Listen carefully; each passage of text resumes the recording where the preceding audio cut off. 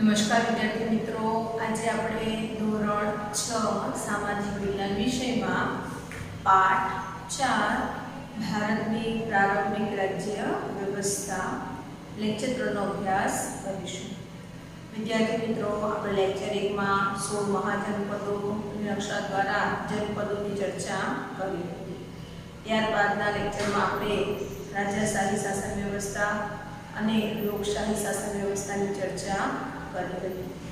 આપણે આ લેક્ચરમાં સ્વાધ્યાય ચર્ચા કરીશું અને જનપદના લોકોનું જીવન કે મહાજનપદો વખતે લોકોનું જીવન કેવું હતું તેની ચર્ચા કરીશું। ચાલો વિદ્યાર્થી મિત્રો, શરૂઆત કરીએ આપણે આજના લેક્ચરની। અહીંયા વિચારના બે પ્રશ્નો હતા, એ વિચારના બે પ્રશ્નોના જવાબ પણ તમારે લખવાના છે। હું અત્યારે એની ચર્ચા કરી લઉં છું અને તમારે સ્વાધ્યાય પહેલા આ બે વિચારોના પ્રશ્નોના જવાબ લખવાના છે। અહીંયા આપણને આપ્યું છે કે પ્રાચીન ભારતના ગણરાજ્યોને લોકશાહી રાજ્ય દર્શાવી શકાય। તો હા, પ્રાચીન ભારતના ગણતંત્ર રાજ્યોને લોકશાહી રાજ્યો કહી શકાય, કારણ કે ત્યાં નેતાની પસંદગી લોકોમાંથી ચૂંટણી દ્વારા થતી હતી અને ચોક્કસ સમય માટે જ તે નેતા પસંદ થઈને આવતો હતો। સભામાં નિર્ણય લેવાની જે સિસ્ટમ હતી કે વ્યવસ્થા હતી એ પણ બહુમતી કે સર્વાનુમતે હતી।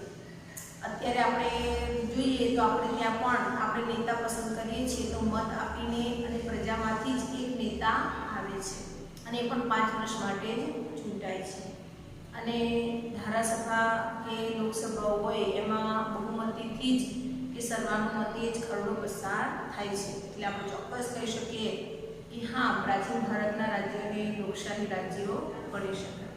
બીજો વિચારનો પ્રશ્ન છે કે પ્રાચીન ભારતના ગણરાજ્યો અને આજની લોકશાહી વચ્ચે શું સામ્યતા જોવા મળે છે?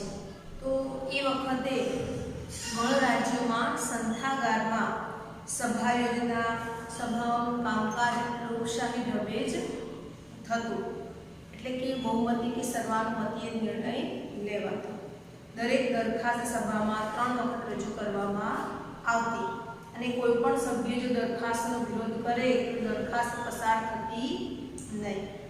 સંથાગારમાં સભ્યો માટે ગુપ્ત મતદાન પદ્ધતિની વ્યવસ્થા હતી, એટલે એમને એક સળી આપવામાં આવતી અને એ સળી વડે તેઓ પોતાનો મત કેવો છે, હા પ્રકારનો છે કે ના પ્રકારનો, એમ એમને મત આપવાનો રહેતો। પણ આ મતદાન કેવું હતું? ગુપ્ત મતદાન। હવે અત્યારની જો આપણે વાત કરીએ, આપણે ગણરાજ્યના સમયની વાત કરીએ, લોકશાહીની વાત કરીએ તો લોકશાહીમાં દેશની પ્રજાએ ચૂંટેલા પ્રતિનિધિઓ સંસદમાં બેસે છે અને તેઓ સંસદનું કામકાજ બહુમતી કે સર્વાનુમતીએ કરે છે। કાયદો બનતા પહેલા ખરડાનું 3 વાર વાંચન કરવામાં આવે છે અને ખરડાને બહુમતી કે સર્વાનુમતીએ પસાર કરવામાં આવે છે। ખરડો એના ઉપર સહી થાય તો જે કાયદાનું સ્વરૂપ બને છે। સંસદમાં પણ ગુપ્ત મતદાન પદ્ધતિની વ્યવસ્થા છે। તો ચોક્કસ આ બાબતોમાં એ ગણરાજ્ય અને અત્યારની જે લોકશાહી શાસન વ્યવસ્થા છે એ બંનેમાં સામ્યતા એટલે કે સરખાપણું જોવા મળે છે। તો જોઈશું કે ગણરાજ્યોનું સમાજ જીવન કેવું હતું। ગણરાજ્યોનું સમાજ જીવન, તો ગણરાજ્યના લોકો સામાન્ય રીતે સાદા ઘરોમાં રહેતા હતા। તેઓ પશુપાલન કરતા, ખેતી પણ કરતા અને પશુપાલન પણ કરતા હતા। લોકો ઘઉં, ચોખા, જવ, શેરડી, તલ, સરસવ, કઠોળ વગેરે પાકો ઉગાડતા હતા। તેઓ માટીના વાસણોનો વધારે પ્રમાણમાં ઉપયોગ કરતા હતા। વાસણો પર તેઓ ચિત્રકામ કરતા હતા, જે ચિત્રિત ઘુસર પાત્રો તરીકે ઓળખાતા। રાજાઓ પોતાના રાજ્યની રાજધાનીની આસપાસ પથ્થરો અને ઈંટોના મજબૂત અને ઊંચા કિલ્લા બાંધતા। તેનાથી લાખો લોકોને આજીવિકા મળતી। રાજાઓ પોતાની રાજધાનીની આસપાસનો જે પ્રદેશ હોય ત્યાં મોટા કિલ્લાઓ બાંધતા, 2 થી 3 માળ જેટલા ઊંચા, રાજ્યની સુરક્ષા માટે બાંધતા, જેનાથી લોકોની રોજગારી મળતી, કારણ કે ત્યાં મજૂર વર્ગ જશે માલ સામાન લાવવા માટે, કડિયા જોઈશે ચણતર કરવા માટે। આવી રીતે લોકોને ત્યાં રોજગારી પણ મળતી હતી। અહીંયા રાજા પણ લોકો પાસેથી અલગ અલગ સ્વરૂપે કર લેતો, જેમ કે ખેડૂતો પોતાની જમીનની ઉપજનો 6ઠ્ઠો ભાગ કર સ્વરૂપે રાજાને આપતા। કારીગરો મહિનામાં એક દિવસ રાજ્યને કામ કરી આપતા, કે એક દિવસનું કામ ફ્રીમાં, એનો કોઈ પગાર નહીં, એટલે એક દિવસનું કામ એ કર સ્વરૂપે રાજાને જમા કરાવતા। પશુપાલકો પોતાના પશુઓ કર સ્વરૂપે આપતા, અને વેપારીઓ વેપાર કરતા તો એ નાણાં આપતા વેપાર માટે। કારીગરો એક મહિનામાં એક દિવસ રાજ્યનું કામ કરતા। પશુપાલકો રાજાને પશુઓ કર સ્વરૂપે આપતા। વેપારીઓ રાજાને માલ સામાનના ખરીદ વેચાણ પર કર આપતા। આ સમય દરમિયાન ખેડૂતો જમીન ખેડવા માટે હળનો ઉપયોગ કરતા, અને હળમાં લોખંડની કોસનો ઉપયોગ કરતા। પહેલાં તો અણીદાર હળ લાકડાનું જ હોય અને એનાથી જમીનની ખેડ થતી હતી। પછી ધીમે ધીમે પરિવર્તન આવ્યું એટલે લોકો લોખંડથી પરિચિત હતા, એટલે તેઓ લોખંડની કોસનો ઉપયોગ કરતા, જેથી કરીને જમીનમાં ખૂબ ઊંડેથી ખોદકામ થઈ શકે, તેથી ઊંડાણથી ખેડ થતી, પરિણામે પાક સારામાં સારો વૃદ્ધો હતો। આ સમયમાં બીજ આધારિત ખેતીમાં પરિવર્તન આવ્યું। બીજ આધારિત ખેતી એટલે આજે પણ આપણે ત્યાં બીજ આધારિત ખેતી થાય છે અને રોપા આધારિત ખેતી થાય છે। તો જ્યારે વાવણી કરવામાં આવે ત્યારે એમાં બી નાખવામાં આવે તો બીજ આધારિત ખેતી ગણાય, અને તૈયાર રોપા કે છોડ એ વાવી અને ખેતી કરવામાં આવે તે છોડ આધારિત ખેતી ગણાય। તો અહીંયા બીજ આધારિત ખેતી થતી હતી, એમાં પરિવર્તન આવ્યું અને તેઓ છોડ રોપી અને ખેતી કરવા લાગ્યા। અગાઉની સરખામણીમાં છોડનો ઉછેર વધુ સારી સંખ્યામાં થવા લાગ્યો, તો તેઓ આવું સરસ મજાનું જીવન જીવતા, આટલું સરસ કાર્ય કરતા। આ સમયના તમામ મહાજનપદોને વિશાળ સેના અને સંરક્ષણ માટે મજબૂત કિલ્લાની જરૂરિયાત રહેતી। આ માટે તેઓ લોકો પાસેથી કર પણ ઉઘરાવતા હતા। હવે અહીંયા આપણને આપ્યું છે, હવે અહીંયા આપણે જોઈએ કે ગણરાજ્યનું પતન કેવી રીતે થયું। તો ગણરાજ્યનું પતન અંદરો અંદર ઈર્ષ્યાને કારણે થયું। રાજતંત્ર રાજ્યો એ ગણરાજ્યના લોકોને અંદરો અંદર લડાવવા લાગ્યા, ઈર્ષ્યાને કારણે તેમનું પતન થયું। છતાં પણ આજે વૈશાલીના ગણરાજ્યને યાદ કરવામાં આવે છે। જ્યારે પણ લોકશાહીની વાત કરવામાં આવે ત્યારે આ વૈશાલી ગણરાજ્યની વાત યાદ કરવામાં આવે છે। તો ખ્યાલ આવે વિદ્યાર્થી મિત્રો, આપણે આ લેક્ચરમાં એ સમયના લોકોનું, એટલે કે રાજતંત્ર અને ગણતંત્ર સમયના લોકોનું આર્થિક સામાજિક જીવન કેવું હતું તેની આપણે ચર્ચા કરી। હવે આપણે થોડી સ્વાધ્યાયની પણ ચર્ચા કરી। ચાલો મિત્રો, સ્વાધ્યાયની શરૂઆત કરીએ। પ્રશ્ન 1, નીચે દરેક પ્રશ્નના ઉત્તર માટે આપેલા વિકલ્પોમાંથી સાચો ઉત્તર શોધીને લખો। સવાલ 1, મહાજનપદ કેટલા હતા? જવાબ આવશે 16। સવાલ 2, મહાજનપદો કયા કાળમાં હતા? જવાબ આવશે અનુવૈદિક। સવાલ 3, નીચેના રાજ્યોમાંથી કયું રાજ્ય ગણરાજ્ય કહેવાતું? જવાબ આવશે વૈશાલી। સવાલ 4, જનપદોમાં કેટલા પ્રકારની રાજ્ય વ્યવસ્થા સ્થાપિત હતી? જવાબ આવશે 2। પ્રશ્ન 2, ટૂંકમાં ઉત્તર આપો।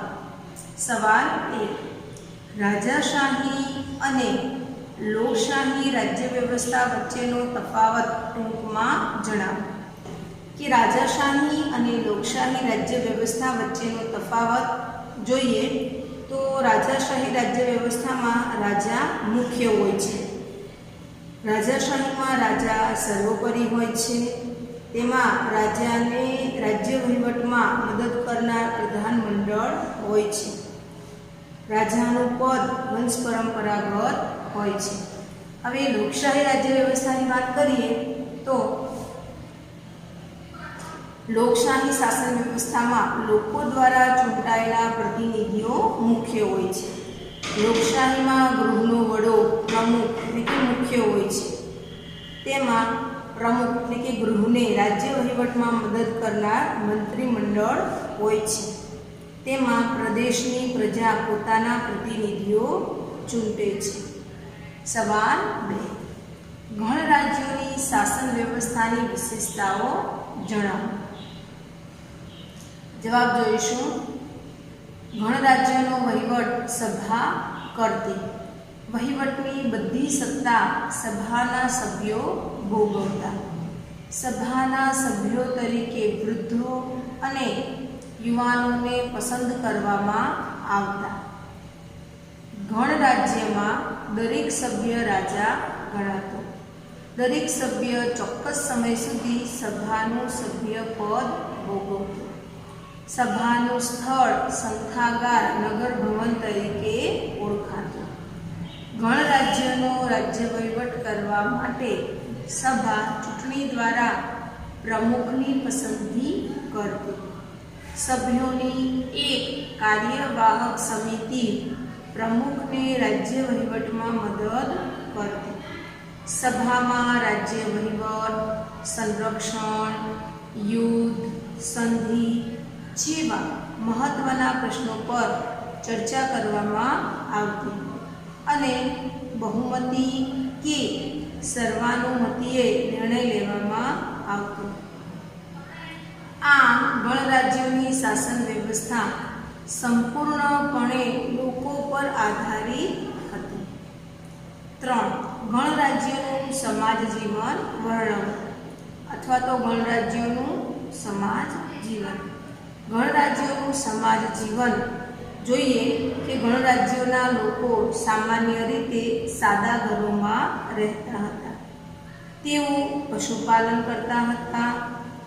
લોકો ઘઉં, ચોખા, જવ, શેરડી, તલ, સરસવ, કઠોળ વગેરે પાકો પકવતા હતા. તેઓ માટીના વાસણોનો વધારે ઉપયોગ કરતા.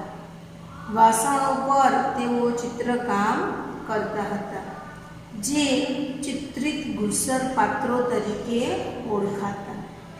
રાજાઓ પોતાના રાજ્યની રાજધાનીની આસપાસ પથ્થરો અને ઈંટોના મજબૂત અને ઊંચા કિલ્લા બાંધતા. તેનાથી લાખો લોકોને આજીવિકા મળતી. ખેડૂતો પોતાની જમીનની ઉપજનો છઠ્ઠો ભાગ કર સ્વરૂપે રાજકોષમાં આપતા. કારીગરો 1 મહિનામાં 1 દિવસ રાજ્યનું કામ કરતા. પશુપાલકો રાજાને પશુઓ કર સ્વરૂપે આપતા. વેપારીઓ રાજાને માલ સામાનના ખરીદ વેચાણ પર કર આપતા. આ સમય દરમિયાન ખેડૂતો જમીન ખેડવા માટે હળમાં લોખંડની કોસનો ઉપયોગ કરતા હતા. તેથી ઊંડાણથી જમીનની ખેડ થતી. પરિણામે પાક સારી રીતે ઉગતો. આ સમયમાં બીજ આધારિત ખેતીમાં પરિવર્તન આવ્યું. ખેડૂતો બીજની વાવણીની સાથે છોડના રોપા દ્વારા પણ ખેતી કરવા લાગ્યા. અગાઉની સરખામણીમાં છોડનો ઉછેર વધુ સંખ્યામાં થવા લાગ્યો. હવે પ્રશ્ન 3. અ વિભાગમાં આપેલા રાજ્યોના નામ સામે બ વિભાગમાં આપેલ રાજધાનીઓના યોગ્ય નામ જોડી ઉત્તર લખો. હવે વિદ્યાર્થી મિત્રો, તમારે શું કરવાનું છે? અની સામે બ સાચો જવાબ લખવાનો છે. આપણે ઉત્તર જોડવાના નથી, પરંતુ ઉત્તરમાં સામે સીધો જવાબ લખવાનો છે. તો પહેલા જોઈએ મગર, તો સામે લખવાનું છે રાજગૃહ. બીજું ગાંધાર, તો સામે લખવાનું તક્ષશિલા. 3 વત્સ, તો જવાબ લખવાનો કૌશાંબી. અને 4 અવંતી, તો લખવાનું ઉજ્જૈની. વિદ્યાર્થી મિત્રો, અહીંયા આપણો સ્વાધ્યાય પૂર્ણ થયો.